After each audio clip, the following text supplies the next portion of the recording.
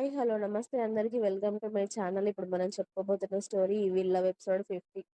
ప్రణవిని చూసి నిత్య తనేమందో గుర్తొచ్చి నాలుక బయట పెట్టి ఒక కన్ను మూసుకొని ప్రణవిని చూసి సారీ పొరపాటున నిజం చెప్పేశాను అంది నిత్య.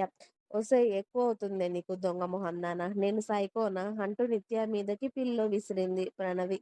ఓయ్ బాబుకి తగులుతుంది మెంటల్ దానా అని ప్రణవిని తిట్టి వెనక్కి తిరిగి కొన్ని కొన్ని నిజాలు ఒప్పుకోవాలంటే చాలా డేర్ ఉండాలే మనకు అంది నిత్య. ఆ డేర్ మాకు లేదులే దొంగ మొహందానా, ఎన్నంటున్నావే నన్ను. వాడిని మార్నింగ్ దాకా నువ్వే ఎత్తుకొని కూర్చోన్నాను, లేపావంటే చంపుతా నిన్ను, ఏమనుకుంటున్నావు అని నిత్యని తిట్టి బా బాబుని నిత్యకి అప్పచెప్పేసి ప్రణవి ఒక్కతే హాయిగా నిద్రపోయింది. చూసావారా నాన్న, మీ అమ్మ నిన్ను వదిలేసి ఎలా హాయిగా పడుకుంటుందో. కనీసం పాలైనా ఇవ్వవే వీడికి, పాలు తాగితే పడుకుంటాడేమో అని అరిచింది నిత్య. నేను ఇవ్వను పోవే వాడిని, అలాగే మార్నింగ్ వరకు ఎత్తుకో, నేను లేచాక ఇస్తా అంది ప్రణవి. మీ అమ్మకి మామూలు పొగరు లేదురా అబ్బాయి, దీని పొగరంతా మా సూర్య అన్నయ్య దించుతాడులే, ఎందుకంత మిడిసి పడుతున్నావు అని ప్రణవిని తిడుతూ కునికిపాట్లు పడుతూనే బాబుని ఎత్తుకొని మార్నింగ్ 5 వరకు ఆ రూమ్లోనే అటు ఇటు తిరిగి ఇక వాడు ఆకలికి ఓడ్చుకోలేక గట్టిగా ఏడవడంతో ప్రణవిని లేపి ప్రణవి ఒడిలో బాబుని పెట్టి ఇక పాలు తాగి పడుకుంటాడేమోనా, నేను వెళ్తున్నా అని 5కి తన రూమ్కి వెళ్ళి బెడ్ మీద వాలింది నిత్య నిద్రకి ఆగలేక. 5కి పడుకుంది. 8:30 అయినా మెలకువ రాదు నిత్యకి. విజయ్ ఆఫీస్కి వెళ్తూ నిత్యకి కాల్ చేయడంతో తను గాఢ నిద్రలో ఉండి ఫోన్ లిఫ్ట్ చేయదు. ఇదేంటి లిఫ్ట్ చేయడం లేదు అని అలా విజయ్ 2-3 సార్లు ట్రై చేయడంతో నిత్య మత్తుగా లేచి ఫోన్ అందుకొని హలో అంది నిద్ర మబ్బులోనే. నిత్య వాయిస్ ఏంటి అలా ఉంది అని అడిగాడు విజయ్.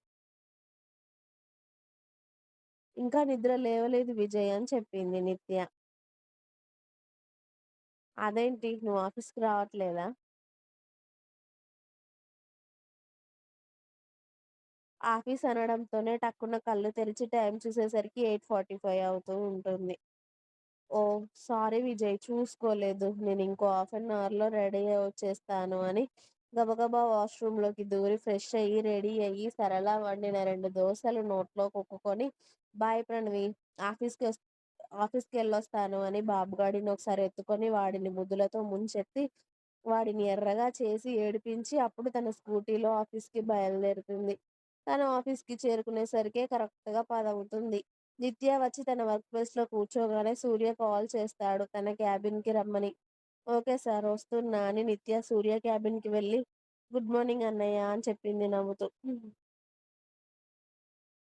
గుడ్ మార్నింగ్ రా, ఏంట్రా ఇంత లేట్ అయింది? బాబు బానే ఉన్నాడు కదా? నేను మార్నింగ్ వచ్చి అప్పుడు బాబుని కలుద్దాం అనుకుంటే నువ్వు ఫోన్ లిఫ్ట్ చేయట్లేదు. అందుకే సైలెంట్‌గా ఆఫీస్‌కి వచ్చేసాను అన్నాడు సూర్య. వాడు నైట్ అంతా పడుకోవడం లేదన్నయ్య, ఎత్తుకొని తిరుగుతూనే ఉంటున్నాడు. మీ ఆవిడ నా మీద అలిగి బాబుని నాకే వదిలేసి అది మాత్రం బాగా నిద్రపోయింది అని చెప్పింది నిత్య. బాబుని 5 వరకు ఎత్తుకొని అప్పుడే నిద్రపోయాను, ఇక మెలకువ రాలేదన్నయ్య, అందుకే లేట్ అయింది. ఓ ఓకేరా, బాబైతే బాగున్నాడు కదా? అదెలా ఉంది? దాని హెల్త్ అంతా ఇప్పుడు ఓకేనా? ఆ! బానే ఉందన్నయ్య. ఇంకో నెల పోతే ఆఫీస్‌కి కూడా వస్తానంటుంది. అంత హెల్తీగా ఉంది మీ ఆవిడ అని చెప్పింది నిత్య నవ్వుతూ. ఓకేరా, ఇక నువ్వు వెళ్ళు అనగానే నిత్య వెళ్ళిపోయింది. ఫోన్‌లో ఉన్న భార్య, కొడుకు ఫోటో చూసుకుంటూ ఇద్దరూ నేను లేకుండా బానే ఉన్నారనుకుంటా. ఇంకా ఎన్ని రోజులు దూరం చేస్తావే వాడికి నన్ను అని బాధగా అనుకున్నాడు సూర్య.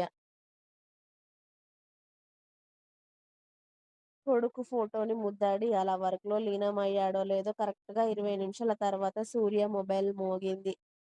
సూర్య ల్యాప్‌టాప్ నుండి తన చూపు ఫోన్ మీదకి మరల్చి కళ్ళు చిన్నగా చేసి నాన్నగారేంటి ఈ టైంలో చేస్తున్నారు అని అనుమానంగానే ఫోన్ లిఫ్ట్ చేసి హలో నాన్న అన్నాడు. నాన్న సూర్య, బాధగా వచ్చింది ఆయన గొంతు. వాళ్ళ నాన్నగారి గొంతులో తేడాని ఇట్టే కనిపెట్టేసిన సూర్య తన చైర్‌లో నుండి లేచి నాన్న ఏమైంది? మీరు బానే ఉన్నారు కదా? మీ వాయిస్ ఏంటి అలా ఉంది అని అడిగాడు కాస్త కంగారుగా. మేమిక్కడ బానే ఉన్నాం నాన్న, నీతో ఒక ముఖ్యమైన విషయం మాట్లాడాలని చేశాను అన్నారు ఆయన. చెప్పండి నాన్న. అన్నాడు సూర్య.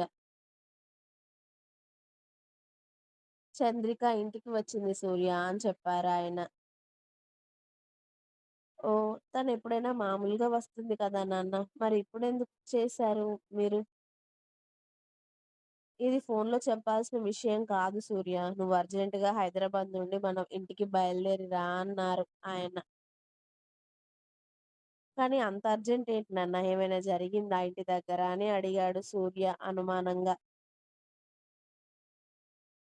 అలాంటివి ఏమీ జరగలేదు సూర్య. ఇది ఫోన్‌లో మాట్లాడే విషయం కాదు. అంత తేలిక అయ్యే విషయం కూడా కాదు.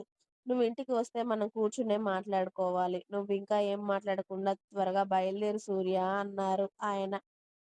ఇంకా ఉంది. మీకు నా స్టోరీస్ నచ్చినట్టయితే ప్లీజ్ లైక్ చేయండి. అలాగే ఛానెల్‌ని తప్పకుండా సబ్స్క్రైబ్ చేయండి ప్లీజ్.